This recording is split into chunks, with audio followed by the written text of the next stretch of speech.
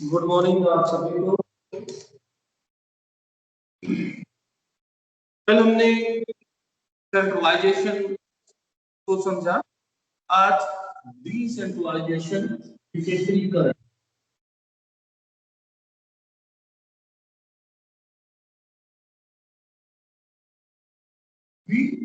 विकेंद्रीकरण decentralisation. Decentralisation क्या होता है, इसकी परिभाषाएं क्या है, डेफिनेशन क्या है, इसकी विशेषता क्या है, लक्षण, इसके सिद्धांत और इसको प्रभावित करने वाले घटक, factors affecting degree of decentralisation, इसके बारे में बात करेंगे। आप लोगों को मेरी आवाज आ रही है?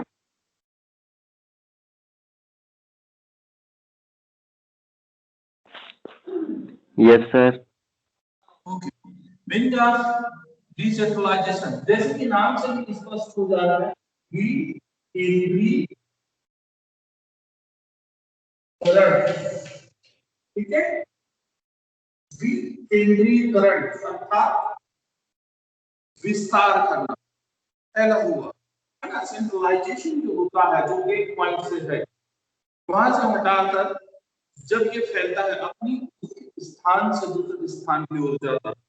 जैसा कि हमने केंद्रीकरण और विकेंद्रीकरण, ये दोनों ही हमने पहले शुरुआत में हमने की थी। केंद्रीकरण का ठीक विपरीत जो है वो विकेंद्रीकरण होता है। इसका आशय प्रबंध के निम्न स्तर को निर्णयों संबंधी अधिकार व्यवस्थित रूप से सौंपना होता है। वास्तव में यह अधिकार अंतरण का एक विशिष्ट रूप होता है। अधिकार अंतरण मतलब भारार्पण, जो हमने पिछले टॉपिक में पढ़ा था, यानी अधिकारों का भारार्पण। ठीक है, जो अधिकार है उसको दूसरे को सौंपना, तो विकेंद्रीकरण। तो विकेंद्रीकरण क्या होता है, ये ऊपर से नीचे की ओर आता है। ठीक है, ऊपर से नीचे की, मतलब ये सभी को फैलाव होता है। जो निम्न कर्मचारी होते हैं, जिन कर्मचारियों तक जाता है ये निम्न कर्मचारी, ऊपर से नीचे की ओर आता है। ठीक है, तो ये केंद्रीकरण का जस्ट अपोजिट होता है। अधिकारों का जितना ही अधिक अंतरण किया जाएगा, डेलीगेशन ऑफ अथॉरिटी, जितना उसको बांटा जाएगा, जितना उसको दिया जाएगा, उतना ही केंद्रीकरण की मात्रा जो है अधिक मानी जाती है। तो केंद्रीकरण भारार्पण का एक विकसित रूप है, आप ये कह सकते हैं। जबकि किसी उच्चाधिकारी द्वारा अधीनस्थ कर्मचारियों को अपेक्षाकृत अधिक मात्रा में अधिकारों का भारार्पण किया जाता है। तो हमने तीन भागों में देखा था, ठीक है ना। उच्चाधिकारी,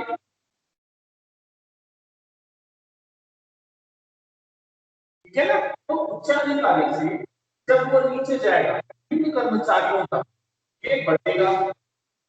ठीक है, यहाँ से भारार्पण होगा, यानी जितने भी कार्य को फैलाया जाएगा, दिया जाएगा कर्मचारियों को काम के साथ साथ उसके अधिकार भी जब दिए जाएंगे, ठीक है, तो वो क्या होगा, सेंट्रलाइजेशन की जगह में विकेंद्रीकरण होगा। यानी एक ही जगह अधिकार नहीं होंगे, वह बढ़ता चला जाएगा। तो इस प्रकार से विकेंद्रीकरण एक प्रकार से प्रेरणा तथा उत्तरदायित्व का वितरण है, अर्थात इसमें अधिकार के साथ साथ उसके उत्तरदायित्वों को भी निर्वहन किया जाता है, जिसके अंतर्गत जो निम्न स्तर को लाभ लगभग समस्त अधिकार केवल उन अधिकारों को छोड़कर जो कि केंद्रीय बिंदु द्वारा उत्तम तरीके से प्रयोग में लाए जाते हैं।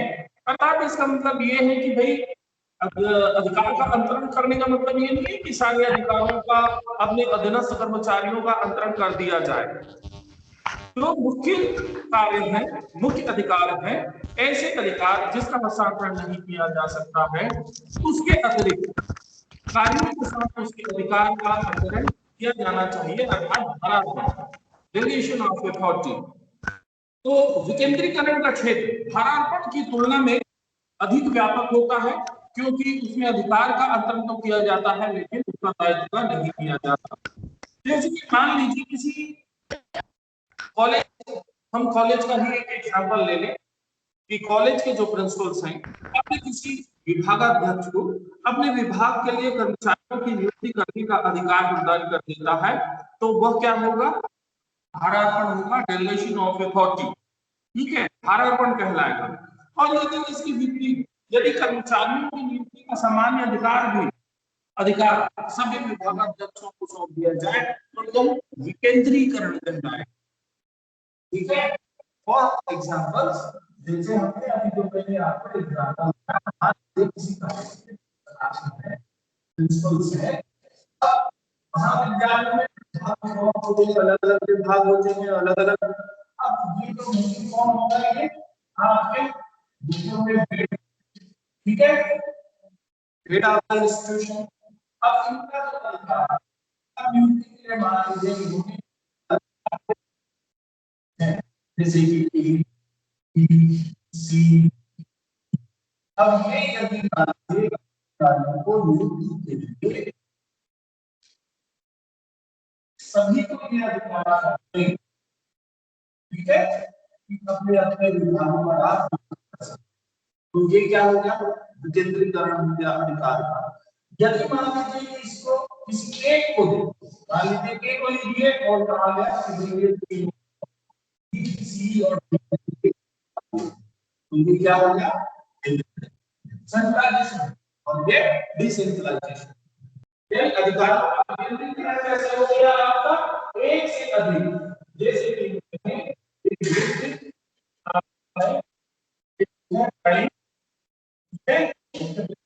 जिसके पास अधिकार, अभी इसको डिस्ट्रीब्यूट करते हैं, ए को, बी को, सी को, डी को, ई को। अब ये जो है अपने अधिकार को सौंप देते हैं, ठीक है, एक अधिकार को सौंप दे रहे हैं, ठीक, ये इस तरीके से आप समझ सकते हो, ठीक है, ये सौंप दिया जा रहा है। अब ये कार्य यहाँ से बढ़ रहा है, यहाँ से क्या होगा, जो मेन पावर है, ठीक है, केंद्र बिंदु, इन्होंने एक को अधिकार दिया, ए ने फिर 1 2 3 को दिया, 3 ने फिर ए को दिया, ठीक, इस तरीके से क्या हो रहा है, बढ़ते जा रहा है। मतलब क्या हो रहा है, विकेंद्रीकरण हो रहा है, फैलाव हो रहा है, एक के पास सारे पावर नहीं है, पर अलग अलग, तो ये है विकेंद्रीकरण, जहां से उसका फैलाव होता है। तो अब हम इसकी स्पेसिफिक परिभाषा में जाएं, डेफिनेशन ऑफ डिसेंट्रलाइजेशन। ये तो होगा भाषा जो विकेंद्रीकरण है, विकेंद्रीकरण हम किसको कहते हैं, ठीक है, समझ में आ रहा है आप लोगों को। अब हम विकेंद्रीकरण जो है, विकेंद्रीकरण प्रबंधकीय निर्णय निरस्त कर्मचारियों के लिए अपने कर्मचारियों को डिस्ट्रीब्यूट करते हैं कार्य, ठीक है ना, मैंने कर्मचारियों को अपना काम सौंपते हैं, वो फिर आगे लेके जाते हैं।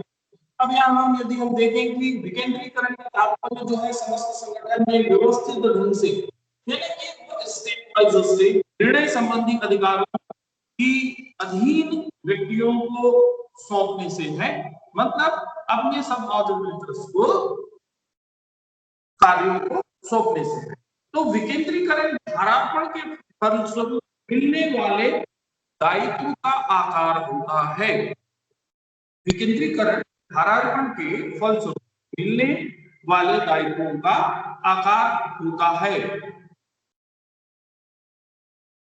जिसके हेनरी फील्ड ने कहा, अधीनस्थों की भूमिका के महत्व को बढ़ाने के लिए जो किया जाए वह सभी विकेंद्रीकरण के अंतर्गत आते हैं। यानी कर्मचारी जो कार्य कर रहे हैं उनके सबऑर्डिनेट्स है, उनको कार्य को सौंपा जा रहा है, कार्य को एक उत्तरदायित्व दी जा रही है कि वह उस कार्य को पूरा करे। तो ये क्या हुआ, अधिकार का अंतरण है और ये उसका एक स्वरूप है, ये इस कार्यों का, अधिकारों का फैलाव है। जो कि सेंट्रलाइजेशन होने के बाद ये विकेंद्रीकरण की ओर जाता है, डिसेंट्रलाइजेशन होता है। अधिकारों का विकेंद्रीकरण भारार्पण का एक प्राथमिक पहलू होता है, फर्स्ट स्टेप होता है, जहां पर अधिकारों का हस्तांतरण किया जाता है। जिस सीमा तक के अधिकारों का भारार्पण नहीं होता है वे केंद्रित हो जाते हैं, अर्थात जैसे कि मैंने आपको बताया कि बहुत से ऐसे अधिकार होते हैं, बहुत से ऐसे कार्य होते हैं जो प्रबंधन अपने तक ही रखता है, अर्थात उसमें गोपनीयता बनाए रखने के लिए, कॉन्फिडेंशियल के लिए और जो जरूरी होती है वहां तक के कार्यों को छोड़ने के पश्चात बाकी जो कार्य है अपने अधीनस्थों को सौंपा जाता है, वो विकेंद्रीकरण के अंतर्गत आता है। अर्थात उच्च स्तर से निम्न स्तर को अधिकारों के हस्तांतरण की प्रक्रिया ही विकेंद्रीकरण कहलाती है। जैसे कि मैंने बताया, आपको उच्च अधिकारी वर्ग जो है अपने अधीनस्थ कर्मचारियों को कार्य सौंपता है और अधीनस्थ कर्मचारी जो है निम्न कर्मचारियों को कार्य सौंपता है और कार्य के साथ साथ उनको अधिकार का भारार्पण भी करता है। तो इसलिए हम ये कह सकते हैं कि उच्च अधिकारी से निम्न कर्मचारियों तक अधिकारों का अंतरण, हस्तांतरण, ट्रांसफर जो किया जाता है वही विकेंद्रीकरण है। तो विकेंद्रीकरण का कार्य निष्पादन के स्तरों पर व्यवस्थित एवं स्थायी रूप से अधिकारों का भारार्पण होता है। विकेंद्रीकरण संगठनात्मक अवधारणा के अनुरूप निर्णयों को संगठन के निम्न स्तर पर ले जाने की एक प्रक्रिया होती है। तो ये आपके विकेंद्रीकरण की परिभाषाएं हुई। तो यदि हम इन परिभाषाओं का अध्ययन करते हैं तो देख और इसके हम सरल शब्दों में हम ये कह सकते हैं कि भाई, या हम ये कहें कि इन परिभाषाओं को जब हम देखते हैं तो इस निष्कर्ष पर हम पहुंचते हैं कि विकेंद्रीकरण अधिकारों को सौंपने की एक ऐसी व्यवस्थित विधि है जिसके अंतर्गत उच्च अधिकारी द्वारा निम्न स्तरों के अधीनस्थों को दायित्व के अनुरूप अधिकार सौंपे जाते हैं। ठीक है, विकेंद्रीकरण अधिकारों को सौंपने की ऐसी व्यवस्थित विधि है जिसके अंतर्गत अधिकारी द्वारा निम्न स्तरों के अधीनस्थों यानी कि जो निम्न कर्मचारी होते हैं उनको कार्यों को सौंपा जाता है और उन अधीनस्थों को अधिकारों के साथ साथ दायित्वों का अधिकार भी सौंपा जाता है, जिससे कि कार्य जो है सुचारू रूप से संचालित हो सके, समय पर पूर्ण हो सके और उसके लिए जो अधिकार सौंपे जाते हैं तो उसके लिए उसको उत्तराधिकार भी दिया जाता है, उसका दायित्व भी उसमें ट्रांसफर किए जाते हैं। अब हम आते हैं, अर्थ हो गया, भाषा जो है ये डेफिनेशन हमने कंप्लीट किया, यानी कि everything is the goals increases the importance of subordinates role is decentralization. Decentralization of authority is the fundamental phase of delegation to the extent the authority is not delegated, it is the centralized. Sorry.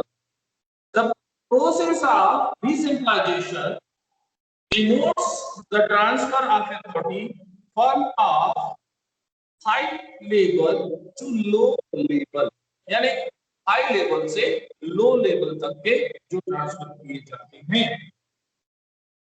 इसमें विकेंद्रीकरण के अर्थ में Elon ने भी कहा था कि decentralisation refer to the systematic effort to delegate to the lower levels all authority except that which can be exercised at central point.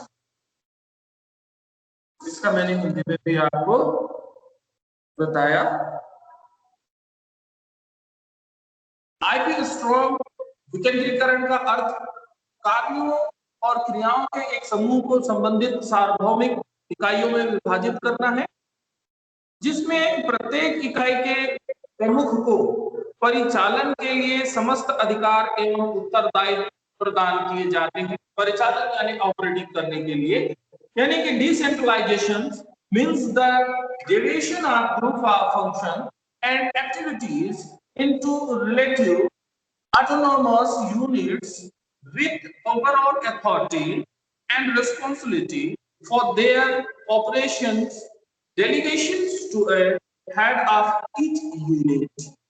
Henry Fayol ने कहा कि अधीनस्थ कर्मचारियों की भूमिका के महत्व में वृद्धि करने के लिए जो भी कदम उठाए जाते हैं वे सब विकेंद्रीकरण के अंतर्गत आते हैं, यानी अधीनस्थ कार्यों को सौंपना और उनको इंपॉर्टेंस देना। तो ये सारे जो कार्य होते हैं ये डिसेंट्रलाइजेशन कहलाते हैं। तो हेनरी फेयर ने कहा कि everything that goes to increase the importance of the subordinator's role is decentralization। इसमें किथ डेविस ने भी अपनी परिभाषा दी। उन्होंने ये कहा कि संगठन की छोटी से छोटी इकाई तक जहां तक व्यवसाय व्यवहारिक हो, सत्ता एवं दायित्व का वितरण विकेंद्रीकरण कहलाता है। कि किथ डेविस ने ये कहा कि संगठन की छोटी से छोटी इकाई तक, तो इसका मुख्य बिंदु क्या है कि भाई विकेंद्रीकरण में क्या होता है कि भाई कुछ इस तरह से निम्न स्तरीय हाई लेवल से लेकर लोअर लेवल तक के जाता है। तो लोअर जो एम्प्लॉय होते हैं वहां तक उनको छोटे छोटे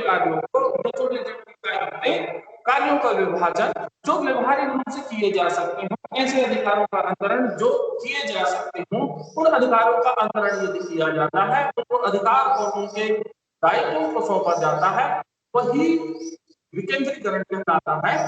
Decentralization is where distribution of authority and responsibility to the smallest unit जो छोटे छोटे इकाई है उसमें डिस्ट्रीब्यूट किए जाते हैं। That is practical throughout the organization। यानी कि ऑर्गेनाइजेशन को चलाने के लिए जो कार्य छोटे छोटे वर्गों में विभाजित हो जाते हैं वही आपका डिसेंट्रलाइजेशन विकेंद्रीकरण कहलाता है। तो हम पूरी परिभाषा का अध्ययन करते हैं। संक्षेप रूप में हम ये कह सकते हैं कि प्रबंधकीय निर्णय लेने का अधिकार यदि उन सभी व्यक्तियों के हाथों में होता है जो कार्य या उस निर्णय से संबंधित हो तो उसे विकेंद्रीकरण कहा जाएगा। विकेंद्रीकरण का प्रबंध का दर्शन और प्रबंध के सभी क्षेत्रों को प्रभावित करता है। अब ये तो परिभाषाएं हैं, हम इसकी विशेषता के बारे में बात करते हैं। परिभाषा और आपका अर्थ, ठीक है। अब हम विशेषता के बारे में बात करते हैं। विशेषताएं, विकेंद्रीकरण की क्या विशेषताएं होती हैं, तो परिभाषा को देखने के उपरांत आप इसके विशेषताओं लक्षण को रोल आउट कर सकते हो। जैसे भारात्मक विकेंद्रीकरण का प्रथम चरण है, ठीक है। तो हमने परिभाषा में अर्थ में देखा कि भारात्मक करना विकेंद्रीकरण का प्रथम चरण अर्थात फर्स्ट स्टेप है, अर्थात कार्य को सौंपने के साथ उनके अधिकारों को भी दिया जाना काफी महत्वपूर्ण है। यदि अधिकार नहीं दिए जाएंगे तो जैसे कि हमने भारात्मक के समय में देखा कि भाई कार्य को सौंप दिया गया है लेकिन उसको उसके प्रति अधिकार को नहीं सौंपे गए हैं तो कर्मचारियों में क्या होता है, उत्साह नहीं होता, उसमें उनको कार्य करने में रुचि नहीं होती है और वो कार्य को सही तरीके से नहीं करते। तो भारात्मक में कार्यों का विभाजन काफी जरूरी है, ठीक है।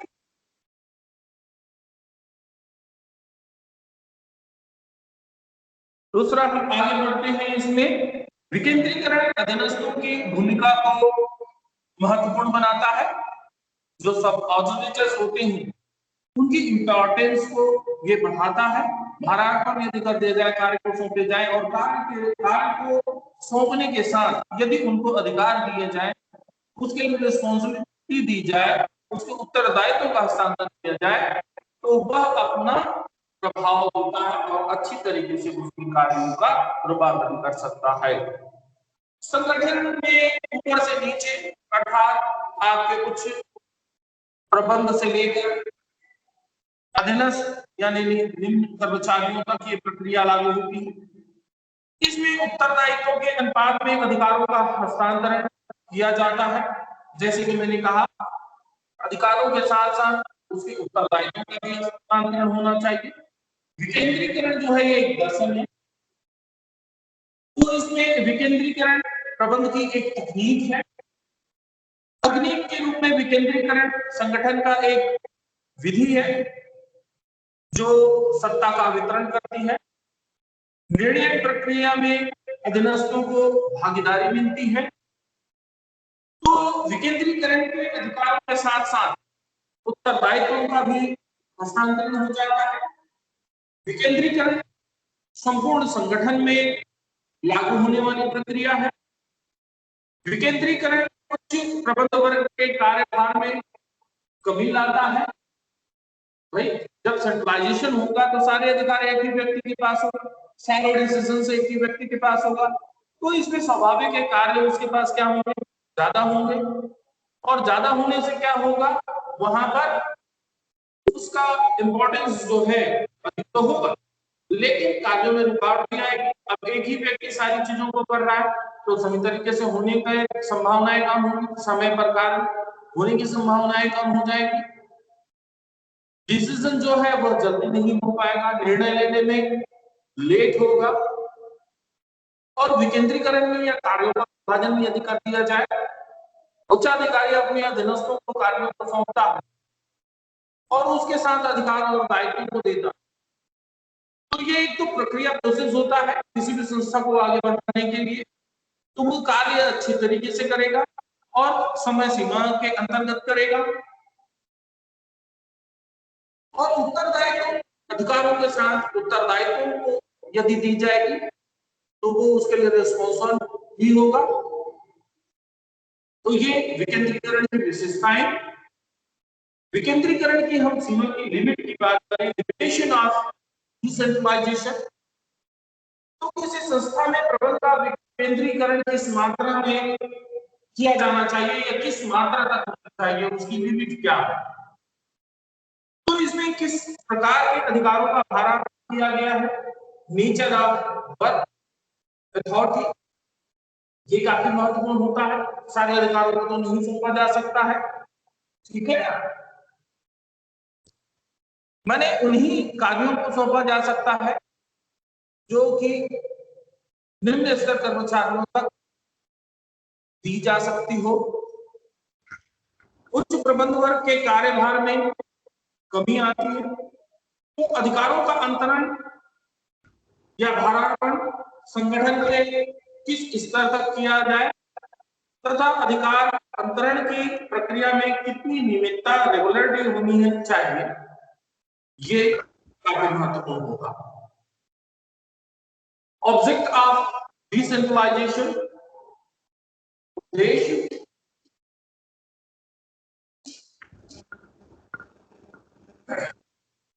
ऑब्जेक्ट्स ऑफ डिसेंट्रलाइजेशन, विकेंद्रीकरण के अंतर्गत सभी कार्यकारी संभाग अपने आप में स्वतंत्र होते हैं, यानी कि विभाग जो है कार्य करने में स्वतंत्र होते हैं, फ्री होते हैं। और प्रत्येक संभागीय अधिकारी डिविजनल ऑफिसर्स अपने स्वतंत्रता के अनुसार निर्णय लेते हैं। तो विकेंद्रीकरण का जो उद्देश्य वो काफी महत्वपूर्ण हो जाता है यहाँ पर। अब जब डिसेंट्रलाइजेशन होगा और उसमें उनके अधिकारों को ले जाएंगे, निर्णय लेने की यदि उनमें क्षमता होगी तो कार्य में तेजी आएगी। अर्थात हम ये कहें कि निर्णय जो है वह शीघ्रता से ली जाएगी। पॉइंट वाइज आप देख सकते हैं, निर्णय शीघ्रता से लिया जा सकता है। उच्च प्रबंध वर्ग के कार्यभार में कमी आएगा, जैसे कि मैंने बताया आपको, में कार्यों का जब विभाजन होगा तो स्वाभाविक है कार्य जो है समय सीमा के अंतर्गत और बहुत तेजी से होंगे और सही तरीके से होगा। कर्मचारियों को अलग अलग कार्यों के लिए अलग अलग कार्यभार यदि सौंपे जाए और कार्यभार सौंपने के साथ साथ उसको अधिकार और दायित्वों का हस्तांतरण किया जाए तो वही स्वाभाविक है कि उसके रिजल्ट भी अच्छे मिलेंगे। जो अधीनस्थ है, जो कार्य उसको कर रहे हैं, उस कार्य में कार्यरत है और वो जो कार्य ले रहे हैं अपने सबऑर्डिनेटर से, तो उसके रिजल्ट अच्छे देंगे। कार्य जो है समय सीमा के अंतर्गत पूर्ण करेगा। उच्च एवं निम्न प्रबंध वर्ग के मध्य कोई संघर्ष उत्पन्न नहीं होता, अर्थात मनमुटाव नहीं होता। कार्यों का विभाजन उनको अधिकार दिए गए हैं और वो उसके अनुसार से वो कार्य करेगा। तो इससे क्या है, आपसी जो कॉन्फिडेंस है वह नहीं होंगे, मनमुटाव नहीं होगी, ईर्ष्याएं नहीं होंगी और कार्य सुचारू रूप से होंगे। प्रबंध में अनौपचारिक और प्रजातंत्रात्मक विकास, इसकी संभावनाएं बढ़ जाएंगी, इसका विकास होगा। निम्न स्तरीय प्रबंध को प्रेरणा मिलती है, कार्यवाही के लिए कार्य मिलेंगे, उन कार्यों में अपना योगदान देगा, परफॉर्मेंस देंगे, विभिन्न क्रियाओं में समन्वय स्थापित, कोऑर्डिनेशन भी अच्छा रहेगा, संगठन के स्तरों में कमी आएगी। तो ये आपका विकेंद्रीकरण एक उद्देश्य ऑब्जेक्ट्स आप लिख सकते हैं, पॉइंटों के अनुसार से आप लिख सकते हैं। अब हम बात करें कि भाई यहाँ पर हम डिसेंट्रलाइजेशन की बात कर रहे हैं, कार्यों को देते हैं, तो भारत फंड जो है मुख्य बिंदु हो जाता है, फर्स्ट स्टेप, क्योंकि भाई कार्यों के साथ साथ अधिकारों का भी हस्तांतरण करना होता है, ट्रांसफर करना होता है। तो यहाँ विकेंद्रीकरण और भारापण में अंतर को समझना बहुत ही जरूरी है। विकेंद्रीकरण भारापण का एक व्यापक रूप है, विस्तृत रूप है और विस्तृत रूप में लागू किया जाता है, किंतु फिर भी दोनों में अंतर है। एक व्यक्ति अपने किसी कार्य को किसी अन्य व्यक्ति को सौंप दे तो भारापण की प्रक्रिया जो है वह पूरी हो जाती है, ट्रांसफर जो करते हैं वो प्रोसेस पूर्ण हो जाता है। किंतु विकेंद्रीकरण तभी संपूर्ण होता है जबकि कार्य का समस्त उत्तरदायित्व सभी को या अधिकांश उन लोगों को दे दिया जाता है जिसको कि वह विशेष दायित्व सौंपा जाता है। लायबिलिटी जो दी जाती है, अधिकारों के साथ साथ उत्तरदायित्वों का भी हस्तांतरण, रिस्पॉन्सिबिलिटी जो सौंपी जाएगी तभी। तो इन दोनों में मुख्य अंतर जो है उसको हम इस तरीके से देख सकते हैं कि भारापण के विकेंद्रीकरण की दशा में उठाया जाने वाला एक कदम है, जहां पर अधिकार सौंपे जाते हैं उसके लिए एक स्टेज है कि भाई उसमें विकेंद्रीकरण कर दिया जाए। तो इस दृष्टिकोण से हम देखते हैं कि विकेंद्रीकरण में भारापण स्वतः निहित होता है, मतलब समाहित होता है, भाई उसमें उसके अथॉरिटी जो है वो तो स्वयं है, उसमें उसको मिला हुआ है। भारापण यानी कार्यों को सौंपना, तो कार्य को सौंपे तो भाई उसके कार्यों को सौंपने के साथ साथ उसमें क्या हो गया, विकेंद्रीकरण तो ऑलरेडी आ गया, डिसेंट्रलाइजेशन माने उच्च अधिकारी के द्वारा अपने अधीनस्थ कर्मचारी को कार्य सौंपा तो वो तो ट्रांसफर हुआ ना, भारापण हुआ ना, अपने कार्यभार को दूसरों को सौंप देना, यही होता है भारापण। और विकेंद्रीकरण भारापण की तुलना से अधिक व्यापक होता है, फैला हुआ क्षेत्र है, यानी इसके साथ साथ अधिकारों और उत्तरदायित्वों का भी किया जाता है। भारापण पे सत्ता एक व्यक्ति से दूसरे को सौंपी जाती है, पद जो है वो एक व्यक्ति से दूसरे व्यक्ति को अर्थात एक कर्मचारी के द्वारा दूसरे कर्मचारी को सौंपा जाता है। ये दूसरे व्यक्ति की सामान्यतः पहले व्यक्ति का निकटतम अधीनस्थ हो सकता है जिसको कार्य सौंपा जाता है, और इसके विपरीत विकेंद्रीकरण में सत्ता का हस्तांतरण संगठन के स्तर पर ऊपर से नीचे तक व्यापक रूप से होता है। भारापण की प्रक्रिया एक व्यक्ति से दूसरे व्यक्ति को अधिकार सौंपने के साथ पूरा हो जाता है, किंतु विकेंद्रीकरण की प्रक्रिया उस समय पूरी होती है जबकि समस्त और अधिकांश व्यक्तियों तक भारापण हो जाता है। तो इस तरीके से विकेंद्रीकरण, अधिकार अंतरण, भारापण और उसका प्रत्यायोजन, ठीक है।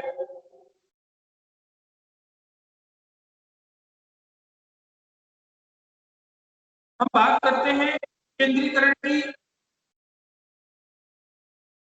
मात्रा को प्रभावित करने वाले घटक, factors affecting the degree of deviation,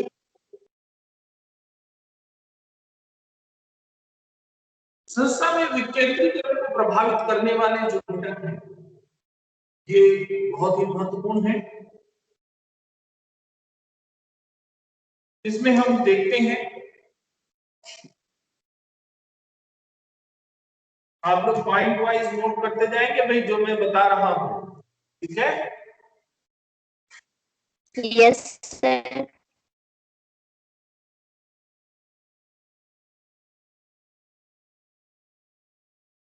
विकेंद्रीकरण की मात्रा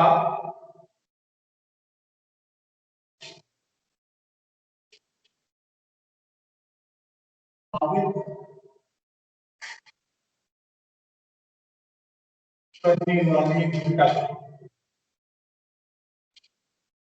ठीक है? Factors affecting the degree of deviation, ठीक है?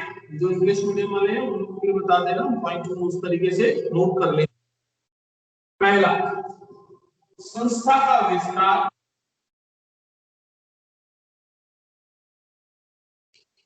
विस्तार मतलब फैलाव, ठीक है? एक्सटेंशन ऑफ द इंस्टीट्यूशन, आकार, साइज, ठीक है? नीति की एकरूपता की आवश्यकता, नीति की एकरूपता की आवश्यकता,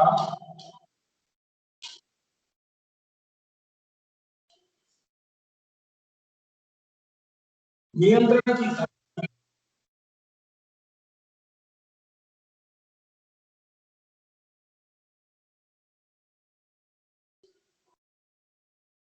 इसको फिर हम डिस्क्राइब करते जाएंगे।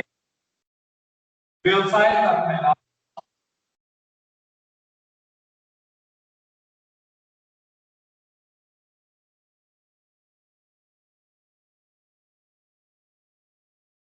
अधीनस्थों की योग्यता,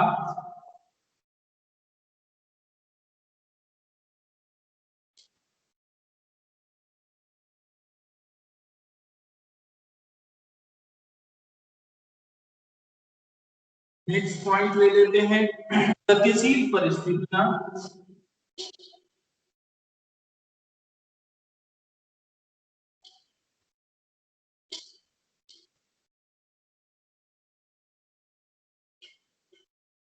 ओके? अब इसको हम बहुत ही कम शब्दों में, जैसे कि संस्था का विस्तार, एक्सटेंशन ऑफ इंस्टीट्यूशन, तो जब संस्था का विस्तार विस्तार जो है फैलाव धीरे धीरे होता है तो उसका ऑनर जो है अपने पास निर्णय की शक्ति रखता है, यानी डिसीजन मेकिंग पावर अपने पास रखता है। अतः ऐसे स्थिति में विकेंद्रीकरण की मात्रा कम होती है, परंतु इसके विपरीत जब बिगनिंग से ही, प्रारंभ से ही संस्था की स्थापना बड़े स्तर पर हो, उसका आकार बड़ा हो, तो उसमें विकेंद्रीकरण की संभावना अधिक बढ़ जाती है, यानी उसका फैलाव, उसका विस्तार छोटा होगा तो एक ही व्यक्ति के पास होता है सारा, लेकिन बड़े समूह में जब किए जाते हैं तो उसमें क्या होता है, उसका फैलाव अधिक होता है और उसकी संभावना बढ़ जाती है।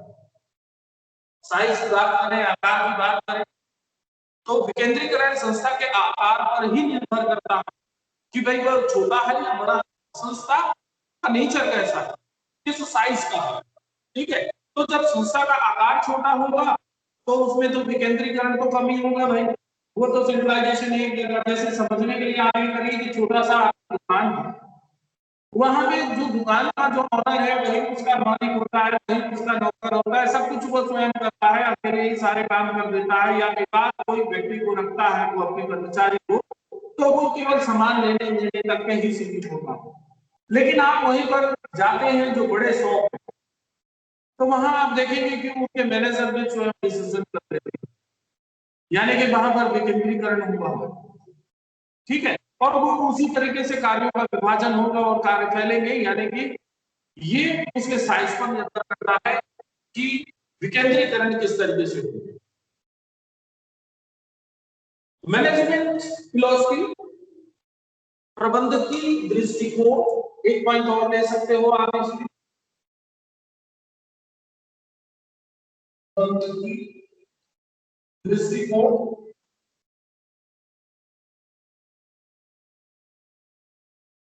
ठीक है, प्रबंधकीय दृष्टिकोण। तो इसमें मैनेजमेंट फिलॉसफी जो है विकेंद्रीकरण बहुत कुछ प्रबंधकों के दृष्टिकोण पर या उनके विचारधारा पर निर्भर करता है। यदि प्रबंध वर्ग तानाशाह हो या उसमें तानाशाही हो, अर्थात माने कहा जाए कि डिटेक्शनशिप हो, तो ये विश्वास रहता है कि विकेंद्रीकरण वहां होगा, क्योंकि सारे पावर वो अपने पास रखेगा, सारे निर्णय अपने पास रखेगा, वो दूसरों को हस्तांतरित नहीं करेगा, कर्मचारियों को नहीं देगा। तो ऐसी स्थिति में कार्य का विभाजन नहीं हो पाएगा। तो यहाँ पर जैसे मैंने कहा कि भाई प्रजातांत्रिक होनी चाहिए, प्रजातांत्रिक होगा तो प्रजातांत्रिक दृष्टिकोण यदि अपनाता है तो उसमें विकेंद्रीकरण की संभावनाएं बढ़ जाती है, उसकी मात्रा अधिक हो जाती है। नीति की एकरूपता की आवश्यकता, need for uniformity of policy, केंद्रीकरण से समस्त विभाग व समस्त उपभोक्ताओं के लिए समान नीतियों का निर्धारण करना अधिक सरल हो जाता है।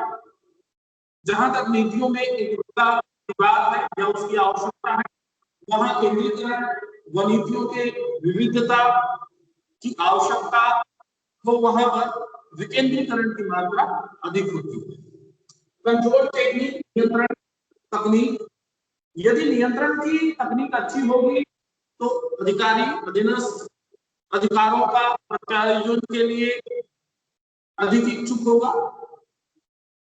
व्यवसाय का फैलाव,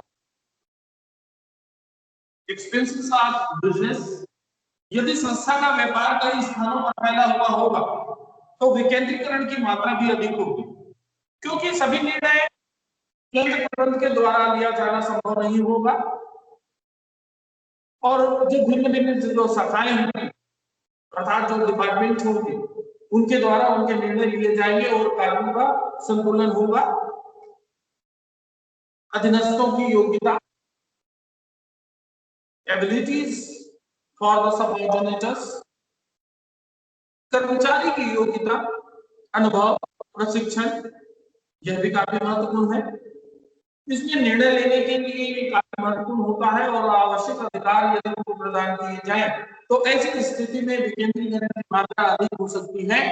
यद्यपि अधीनस्थ योग्य, अनुभवी और प्रशिक्षित होने चाहिए, तो उच्चाधिकारी में ऐसे अधिकारों को प्रत्यायोजन करने के लिए प्रयासरत होंगे। डायनेमिक कोऑर्डिनेशन, गतिशील परिस्थितियां, जहां परिस्थितियां अनिश्चितता वाली हों या तकनीक व बाजार के निरंतर परिवर्तन होता रहे, वहां विकेंद्रीकरण की अधिक आवश्यकता होती है। यदि संगठन लगभग स्थिर परिस्थिति वाला हो तो केंद्रीकरण की प्रवृत्ति को प्रोत्साहन मिलेगा। तो आधुनिक तकनीक के प्रयोग की आवश्यकता यदि विकेंद्रीकरण की मात्रा को प्रभावित करती है। ठीक है, तो आज के लिए यही तक करते हैं, क्योंकि आप लोगों का नेक्स्ट क्लास भी है और मुझे भी दूसरा क्लास लेना है। नेक्स्ट क्लास में हम बात करेंगे प्रिंसिपल ऑफ डिसेंट्रलाइजेशन। ठीक है, विकेंद्रीकरण के सिद्धांत, हम इस पे बात करेंगे। इस पॉइंट को आप लोग नोट करके रखिए। तो नेक्स्ट क्लास में हम प्रिंसिपल ऑफ डिसेंट्रलाइजेशन पॉइंट पे चर्चा करेंगे। ठीक है, ओके, किसी को कुछ पूछना है? No sir. ओके, तो आप लोग